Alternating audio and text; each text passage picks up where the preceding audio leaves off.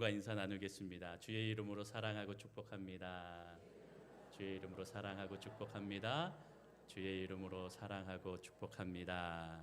아멘.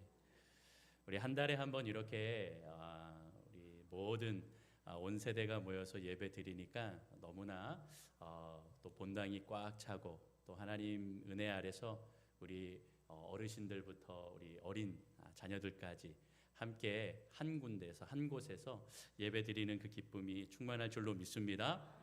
물론 우리 학생들은 조금 일찍 나와서 좀 피곤하고 좀 힘들겠지요, 그렇죠? 그런데 이렇게 지금 2년여 동안 이제 2년째지요. 이 시간들을 갖는 이유는 우리 학생들도 하나님 앞에 예배하는 것, 찬양하고 또 앞에서 기도를 해보고 또 성경을 읽어보고 함께 봉독하고 그 안에서 우리가 하나님의 존재에 대한 부분을 마음에 새기고 찬양하고 그 은혜를 마음속에 담는 그런 시간들이 되기를 소망합니다. 그래서 여러분들이 자라면서 내가 하나님을 찬양하고 노래하는 것이 정말로 중요하구나 하는 것들을 우리 함께 느끼며 우리 어른들도 함께 동참하시고 기도해 주시고 또 이렇게 특송하는 자리에서 이제 함께 우리 온 세대가 어울려서 찬양하고 예배하기를 소망합니다. 오늘 엉터리 숨바꼭질이라는 제목으로 함께 은혜를 나누도록 하겠습니다. 우리 저학년 1, 2, 3학년 친구들 그다음에 우리 학생들 어렸을 때 가장 재밌게 놀았던 놀이가 무엇입니까? 숨바꼭질. 제목을 보고 이야기하신 건 아니지요. 숨바꼭질, 술래잡기, 숨바꼭질. 예, 여기에 뭐 제 이렇게 나이 또래의 우리 또 성도님들, 또 우리 어르신들, 어렸을 때 우리 모든 세대가 참 재밌게 놀았던 그러한 놀이가 있다면 술래잡기 하는 거, 숨바꼭질 하는 거, 친구들과 이거는 집에서도 가능하고 놀이터에서 어디서나 친구들과도 가족과도 이렇게 늘 놀았던 그런 모습들이 있습니다. 저 역시도 어렸을 때에 이렇게 숨바꼭질 하면서 자랐습니다. 그리고 친구들과도 놀이터에서 또 그러한 기억들이 너무나 많이 있습니다. 그래서 우리 지금 세대는 잘 모르지만 우리 어른 세대부터 또 한 90년대 초 2000년대 전까지 90년대 한 말까지는 골목 문화 이런 것들이 좀 있어서 여러 가지 놀이 문화들이 많이 있었습니다. 저도 그런 기억을 가지고 우리 자녀들이 자라면서 어렸을 때 가장 많이 했던 게 숨바꼭질인 것 같습니다. 보통 아빠들이 가장 좋아하는 놀이 베스트 원이 뭐냐면 병원놀이입니다. 병원놀이와 시체놀이. 예, 가만히 있으면 되거든요. 뭘 안 해도 돼요. 너가 아빠를 고쳐줘. 아빠는 쓰러져 있을게. 그리고 그냥 딱 누워 있으면 아이들은 뭐 주사도 놓고 청진기도 갖다 대고 뭐 하고 뭐 일어나야지 뭐 하면 그냥 따라만 해주면 됩니다. 그렇게 우리 아빠들이 좋아하는 베스트 원은 바로 시체놀이, 그 다음에 병원놀이 이렇게 되는데 우리 온 가족이 좋아하는 놀이가 있다면 숨바꼭질이 아니겠는가 그런 생각을 해보게 됩니다. 왜냐하면 이렇게 아이들과 함께 가족들이 어울릴 수가 있는 것입니다. 부모가 술래가 됐을 때 아이들은 숨어 있습니다. 사실 아이들이요 꽁꽁 숨지는 않습니다. 진짜 뭐 전문적으로 잘 숨는 아이들도 있기는 하지만 아이들은 보통 티를 냅니다. 아빠가 이제 엄마가 이제 잡으러 간다 하고선 이렇게 돌아다니면 자기네들이 킥킥킥킥 막 거리다가 어디 있는지 자기의 위치를 이야기합니다. 그래도 부모님은 어떻게 됩니까? 들어도 못 들은 척, 봐도 못 본 척하고 어디 있나 못 찾겠네 막 이렇게 이야기를 하기도 하지요. 그리고 지레 겁을 먹었던 또 어떤 아이들은 갑자기 와 하고 자기가 그냥 튀어나오고 그렇게 걸리기도 하는 그러한 모습들이 있는 것이죠. 오늘 본문을 보니까 아담과 하와가 하나님을 피해서 숨었다라고 표현하고 있습니다. 저는 이것을 그냥 엉터리 숨바꼭질이라고 한번 이름을 지어 보았습니다.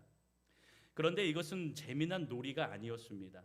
하나님이 하지 말라는 그 죄를 범한 후에 그들이 하나님의 낯을 피하여 숨은 것입니다. 엉터리 숨바꼭질이 시작되었습니다. 여러분, 자녀들이 부모에게 무언가 잘못을 하면 부모님이 빨리 들어오는 것을 사실 싫어합니다. 부모님한테 걸릴까봐, 또 부모님한테 어떻게 설명을 해야 되지? 참 난감해하고 힘들어합니다.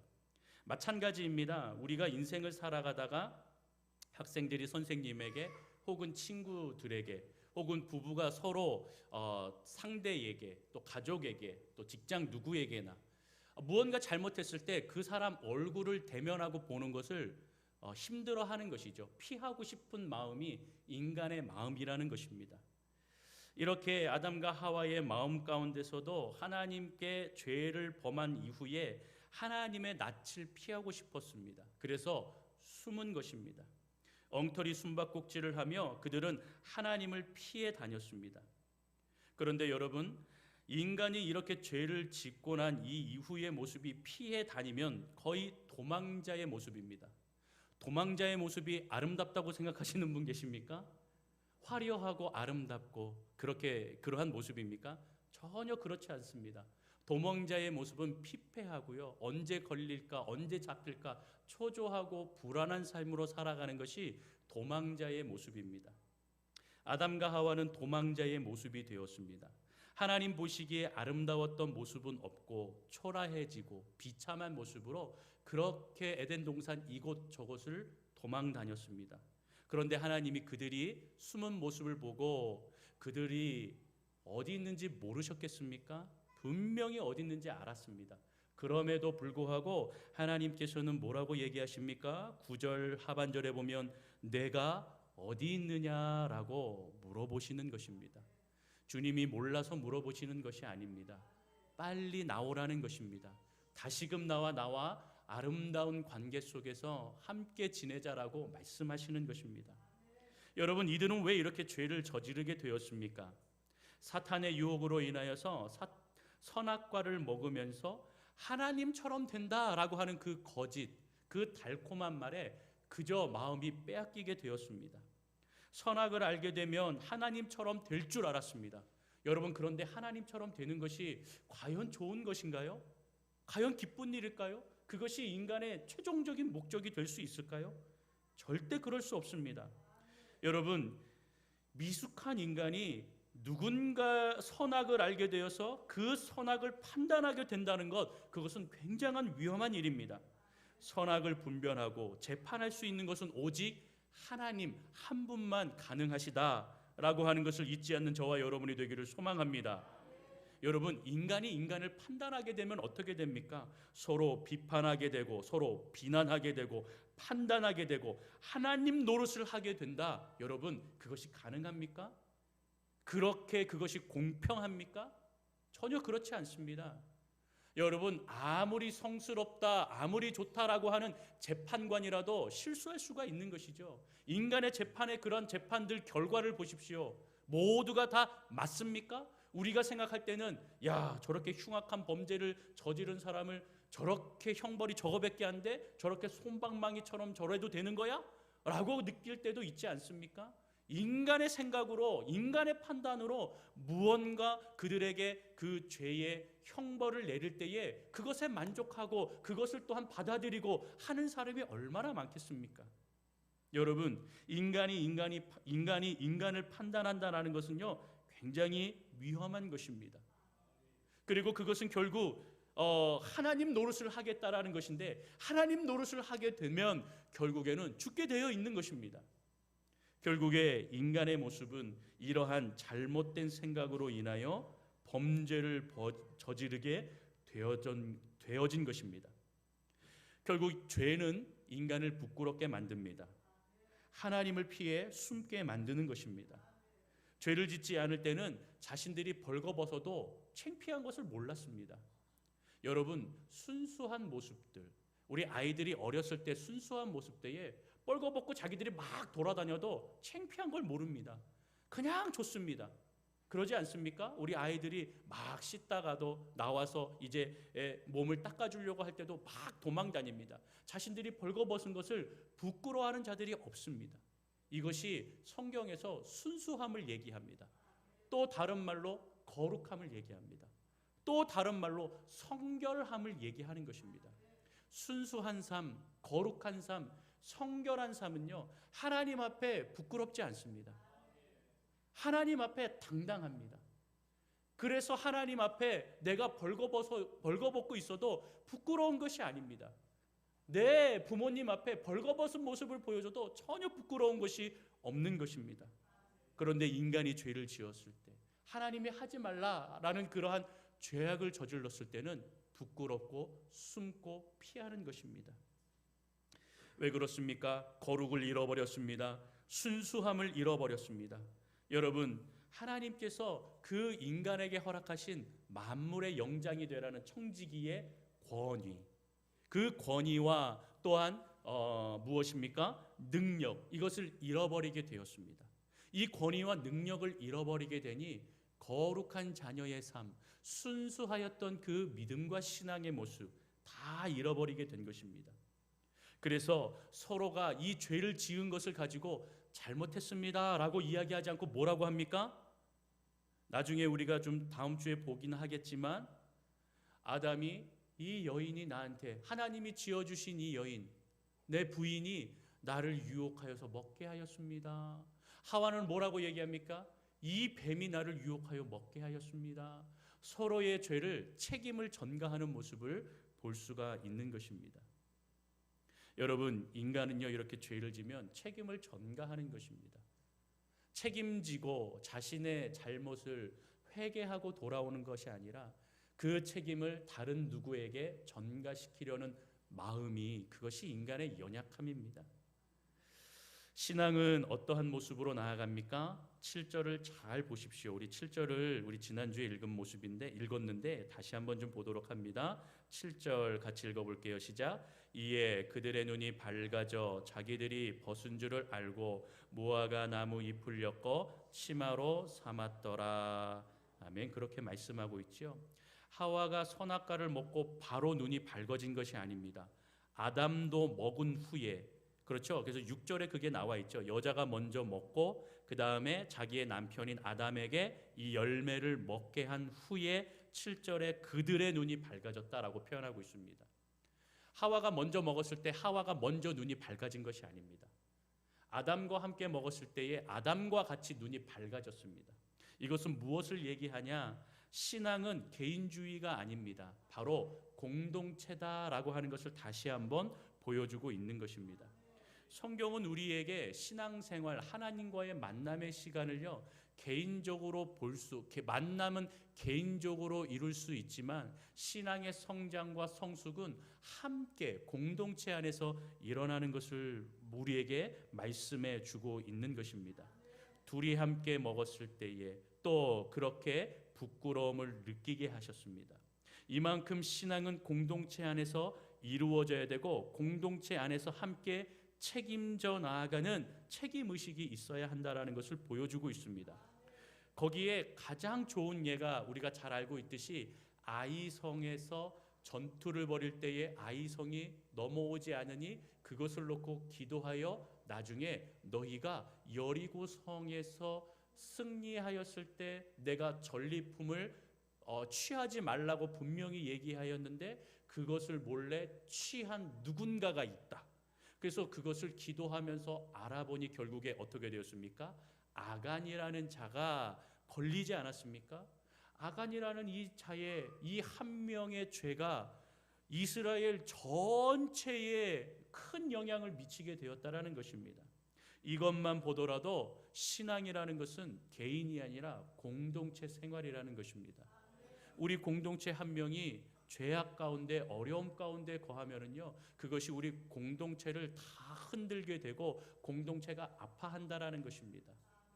그렇기 때문에 우리를 뭐라고 얘기하십니까? 서로 지체라고 하고 예수 그리스도의 몸된 자녀라고 하는 것입니다. 우리의 손가락 하나 어디에 뜨거운 물에 데이면 온 몸이 아파합니다. 내 손가락만 아야 아파하고 그런 게 아니라 온 몸이 아픈 것입니다. 여러분, 치통이 있으면요, 이 치통 하나 갖고 이 입만 아픈 게 아니라 온 몸이 아픕니다. 여러분, 무릎 관절 아프면 이 무릎 관절만 아픈 것이 아니라 온 몸이 아픕니다. 괜히 허리도 아픈 것 같고 머리도 어지러운 것 같고 모든 것이 다 아파가는 것입니다. 왜 그렇습니까? 몸이기 때문입니다. 우리 공동체가 그렇게 주님 앞에 서게 되었다. 그리고 가족도 믿음의 공동체다라고 하는 것을 계속적으로 성경은 우리에게 알려주고 있는 것입니다.